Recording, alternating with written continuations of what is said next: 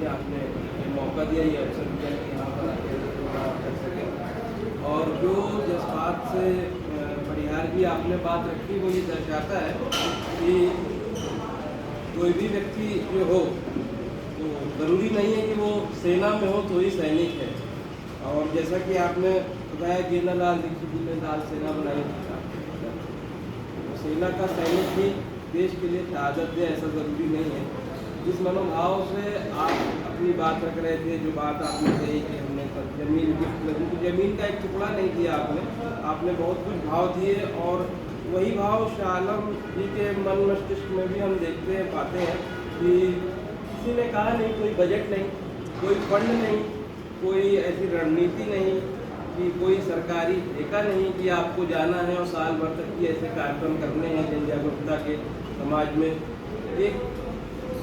एक अंदर से भाव है और एक कोशिश लगा है, और जबकि कोई संसाधन नहीं है।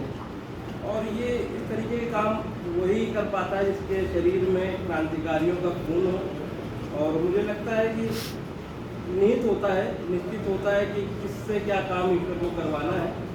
और चंबल म्यूजियम की जो बात है, ये जो बैनर आप देख रहे हैं, प्रेस कॉन्फ्रेंस तो आप देख रहे हैं यहाँ पे, लेकिन सबसे ऊपर चंबल म्यूजियम जो लगा है, उस पर बहुत ही खून पसीना मन मस्तिष्क शाह आलम जी ने लगाया है। और जिस जगह पे रहते हैं, जगह ग्रामीण आंचलिक इलाकों में, वो भी एक संघर्ष का पहलू है कि ये जो दस्तावेज आप चारों ओर देख रहे हैं, ये कितनी कोशिशों से इकट्ठा करके किस तरीके से सहेजे गए, किस तरीके से सुरक्षित किए गए, उसका एक जीवंत उदाहरण जो है चंबल म्यूजियम है। और काकोरी एक्शन शताब्दी वर्ष, बहुत समय से हम लोग अखबारों में, समाचारों में और मौखिक रूप से भी सुनते आते थे कि काकोरी कांड। इसको तब्दीली करने का भी श्रेय जो है शाह आलम जैसे लोगों पर जाता है कि वो काकोरी कांड जो शब्द आता है, क्रांतिकारियों के लिए उतनी भावनात्मक रूप से सुदृढ़ और अच्छा नहीं महसूस होता है मन में। तो ये जो शब्द काकोरी एक्शन शताब्दी वर्ष है, इसमें सरकार तो निर्णय था ही कुछ वर्ष पहले, लेकिन उसमें सामाजिक संरचना और भूमिका तमाम सामाजिक कार्यकर्ताओं की थी।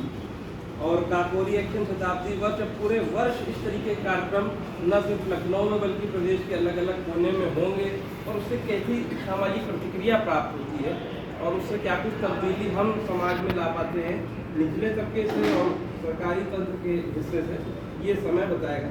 मैं कानपुर से आता हूँ और कानपुर में शायद ही कोई ऐसा क्रांतिकारी रहा हो जिसका जुड़ाव न रहा हो।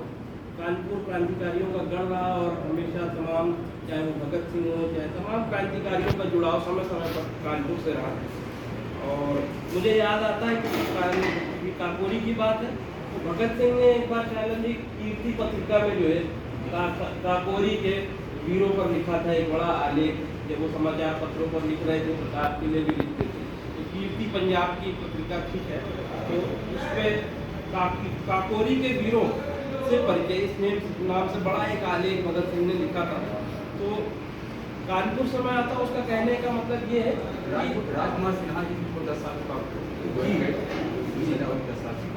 हाँ, कानपुर हमारा ये आग्रह और निवेदन अनुरोध ये भी है कि अगला कार्यक्रम, जैसा आपने कहा भी है कि गोरखपुर में, और उसके बाद हम ये चाहते हैं कि कानपुर में भी एक ऐसा कार्यक्रम हो यहाँ पे न सिर्फ शाह आलम जी, न चंबल म्यूजियम के लोग, न सिर्फ कानपुर के लोग, बल्कि कानपुर के उन तमाम क्रांतिकारी और स्वतंत्रता सेनानी परिवार के जो वंशज हैं, उनको भी शामिल करें।